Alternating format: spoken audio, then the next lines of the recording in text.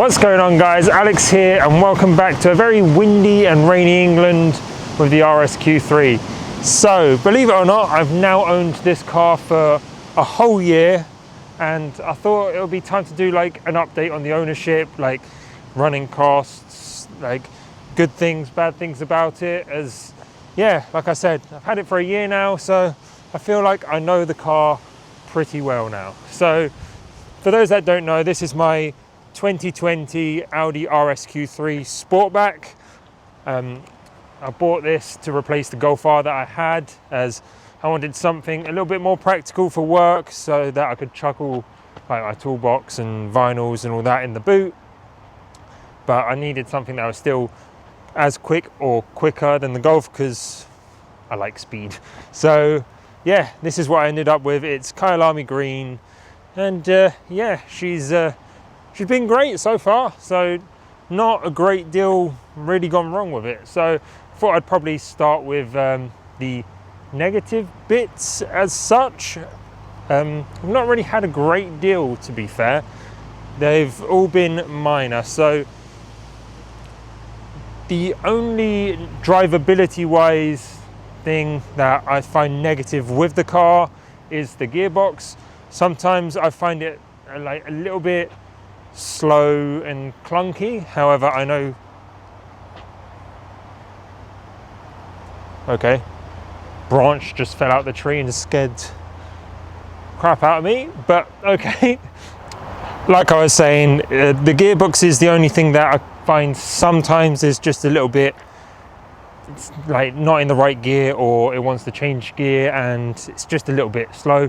I know things like that can be fixed with a remap, so that's why I'm not too fussed, as I'm well, I say probably, know me, I'm most likely going to get it remapped at some stage, at which point it will be stage 1 and get the gearbox mapped, and that'll solve all of those issues. Other than that, on the inside, it does have one little issue that does pop up every now and then. So if we take a seat in the car and point you here, when I start the car up, is this child lock fault. Now, I think it's just, we can go here.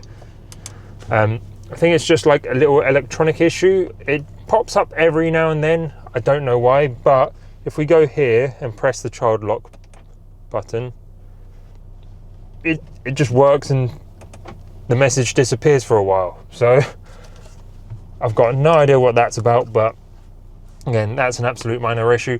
And the very last thing, which is again extremely minor in the grand scheme of things, is the washer jet. So if I spray, the one in front of the driver is very weak compared to all the other ones. Now, again, very minor issue, doesn't really affect me all that much, seeing as the spray from the other jets sort of goes everywhere else. So all in all, it's been a pretty solid car. So if we go here on the menu on the left, we can go on the onboard computer, long-term memory. Now, I reset this when I bought the car, so this is all me. So in the year, I've done 12,316 miles, 307 hours driving, MPG, all that kind of stuff. So let's get back outside, even though it is raining. So 12,000 odd miles. I've added it up earlier. I've spent about £3,000 on fuel, so I'll do the maths and put it on screen on roughly how much it's cost me per mile, just fuel wise. Now, the other thing is road tax on this is £600, because you're still paying the luxury car tax, because it was over 40 grand when it was new. I think that's got one more year left on it, and then it drops down by quite a bit. I don't know if the extra luxury car tax is like £360 extra a year or something like that. I'll double check and again put the information on screen. So yeah, I've got one more year of paying 600 and then it'll go down. So again, that's a nice little bonus. Running wise, so I've only done one service that the car's requested. and it was only like a minor one, so it was only oil change and like pollen filter, those little bits and pieces. That came to just under £250 at Sam Harris, as he's my go-to guy for all like my VAG cars. Well, I take everything to him because yeah, they're just great. So yeah, that was that. Then the other main thing is I've not done brakes yet. It's not asked for it. The pads still seem absolutely fine. So the car is currently on winter tires, as if you've not seen my prior video, I've just come back from skiing holiday where I've done some ice driving.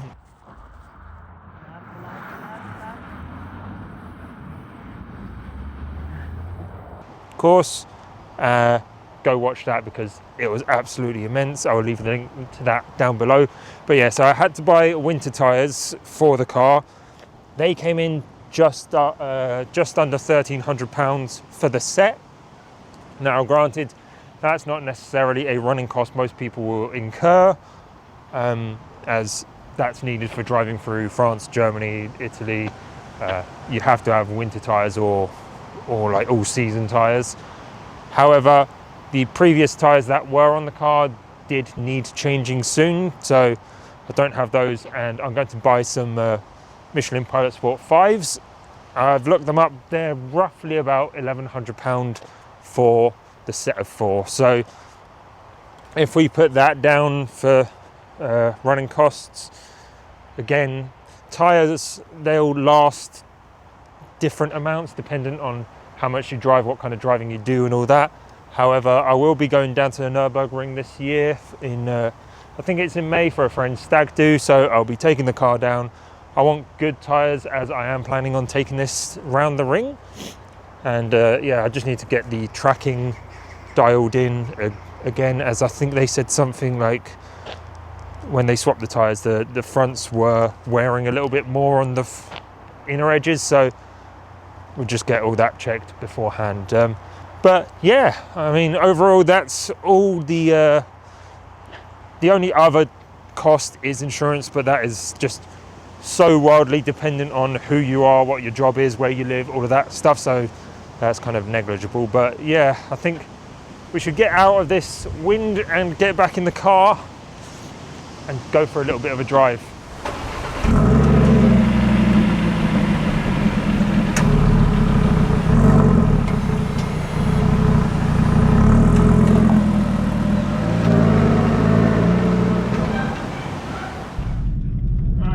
Head on out. Now, I know this isn't by any means the best sort of like weather-wise for pushing the car or anything like that, but that's not what this is about. This is about what it's like to live with, just like what it's like as a daily. So that's kind of what I bought the car for. Obviously, yeah, you've got the RS badge, so you know you've got some performance underneath your right foot. And to be honest, I have found like a few times while driving, you get like the odd cars that like kind of want to try and race you and all that. But that's just normal, and yeah, I mean, it does stand its ground quite nicely against most other cars on the road. So let's just pull out of this sketchy junction. That's the other thing, is quite nice that because you do have that extra power compared to like a normal Q3 or whatever, that when you do have to pull out of junctions and stuff like that, you can sort of like put your foot down and make your way out quite quickly. Now, we do have a fire engine, ambulance coming up behind, so we'll see what way they go and yeah, get out of their way if needed. You see the bright flashing blue lights in the background, always gives you that like little bit of a panic, even though you've not done anything wrong. Okay, he's gone a different way, so yeah, let's just get back to it. So, like I mentioned, I've had the car for a year now. I do a lot of driving for work up and down the country. Hopefully the rain noise isn't too loud. I can't really do anything about that. But yeah, so comfy cruiser wise, the car's been fantastic. Like, I really can't complain. It's got, down here you've got the drive options, so you've got efficiency, comfort, auto, dynamic, and you've also got your 2 options. So yeah, I tend to always drive the car in RS1 mode, which is what I've set up to have everything in comfort with the louder engine noise, so it opens up the valves in the exhaust. I just like the noise. I can't complain. Would I like it a little bit louder? Of course. So maybe there's going to be an exhaust on the cards. Let me know down in the comments below. I've got my eye on a Scorpion one, but yeah, if you guys want to see that being installed and like difference between the sounds, do let me know, because at the end of the day, the car is for me, but I also want to put out content that you guys will enjoy. So other than that, long journeys wise, I tend to leave the car in efficiency. Now I don't know the complete ins and outs of what it does. I have noticed, because on my screen, I don't know how well you see it, but on my screen on the right hand side, I've normally got the power and torque, so it gives you a percentage of how much power the car is using at that given moment and torque. Now I've noticed in efficiency it maxes out at 80%, so I assume it puts like a soft limiter on it to use less power, which in turn makes the car more efficient, blah blah blah. So that's what I tend to use on long motorway journeys, and in doing so I've found the car to be pretty economical, for considering that it is the same 2.5 litre 5-point engine that you get in the RS3 models, and I think it's in the TTRS as well. Correct me if I'm wrong. But yes, so I think it averages like 36 to 38 mpg doing driving along at 70 on the UK motorways here. Give this guy plenty of room. But yeah, so recently that rain is really loud, so I'm hoping that it's not coming across too loudly on the microphone. I'll find out in the edit, I guess. So yeah, like I was saying, I've recently done that long journey down to Italy and back. Now driving down the mountain roads from Italy back into Switzerland, the car actually peaked at like 44 mpg, which was just insane. Granted, I'm going at slower speeds and like, the car was still in efficiency mode, but normally when I'm driving in the UK doing long journeys, my mileage remaining to the tank of fuel, it maxes out at like 400. So the most I've seen in the UK was 400 miles to the tank. Driving back from Italy, it was saying 500, and it was doing basically 500 to the tank. So that is pretty damn good in my books. So roughly, if the car is pretty much on empty, it costs me about £80 to fill up. So considering the type of car it is, I'd say that's pretty good value for money. Now on the topic of long journeys, comfort is another big thing, and these seats, I've got to admit, we done the journey, so I had my wife in the passenger seat, my sister in the back, and yeah, not a problem from anyone. Like, we were doing roughly like 12 hours of driving non-stop, and yeah, seats were absolutely amazing. Like, you got loads of room. Like, drivers wise, okay, you can't really do much, but you got like the footrest, which is something that not every car has. As like being an automatic, you've got like accelerator and brake, but where the clutch pedal is, you've got that nice little footrest. There is a car that I have driven recently that does not have that, and that's my sister's new Jeep Wrangler. If you guys want to see me do a review on that, let me know down in the comments, but I really do not like that car. So but that's a story for another day anyway. But yeah, so drivers wise, got comfort. The only thing I don't like is this armrest. Now you pull it up, slide it forwards, and okay, yeah, like it's a good point comfort wise, like that's great. However, it doesn't lock, it just slides back and forth like this. Like the amount of times that you're driving along, like you might readjust yourself and like you just accidentally knock it with your elbow, it slides back. Like the Golf, it had similar armrests, except it had like a little click button to like, so you push that in, slide the armrest forwards, slide it backwards, and it was just locked in place. Now that was a million times better. However, like it's just those like little bits. So grand scheme of things, it's absolutely fine, and obviously no complaints by any of the passengers. Now I'm hoping that was a massive raindrop and not a stone flying at the screen, but we'll soon find out. So I guess after having the car for a year, do I regret my choice? Absolutely not. Like, for some reason this car, for those of you that don't know, the RS3 had always been like one of my dream cars, but having the Golf R, it just felt a bit silly to get an RS3 because it's a similar size. Like, okay, granted I'd have the extra power, but being the same size I wouldn't have really gained what I needed, so I thought this was the next best option. And yeah, it's been absolutely amazing. And weirdly enough, normally whenever I buy a car, after a couple of months you just like start scrolling Auto Trader thinking, oh, what can I get next, what can I get next? That has not happened with this car. Like, for me, this car is absolute peak. It does everything I want, everything that I need, and like I've been telling people, like, I just don't know what my next upgrade from here would be.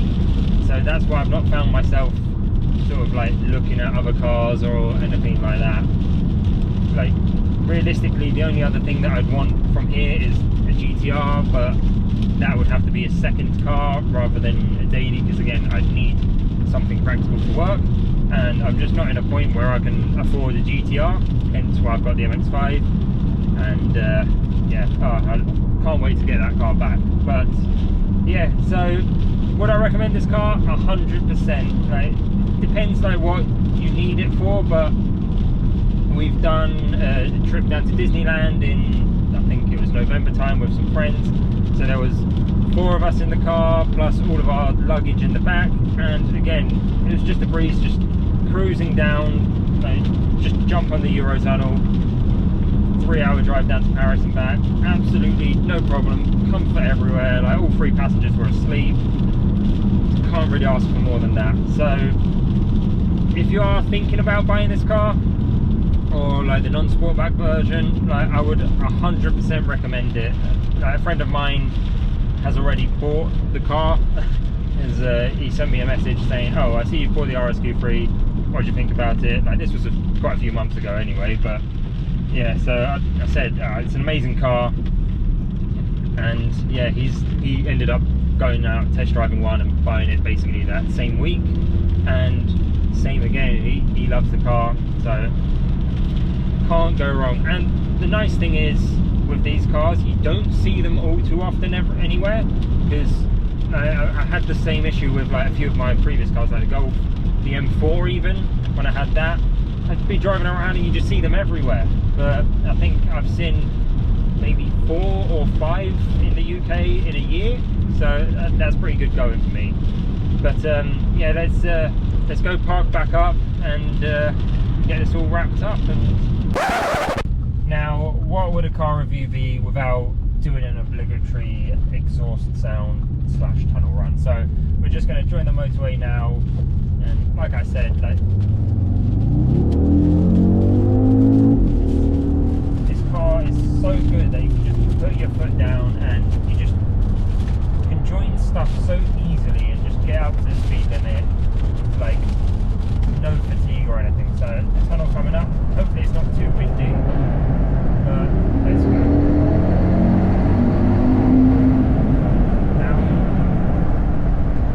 Now I can't take credit for that pop and bang, as there was another car in here doing that, but yeah,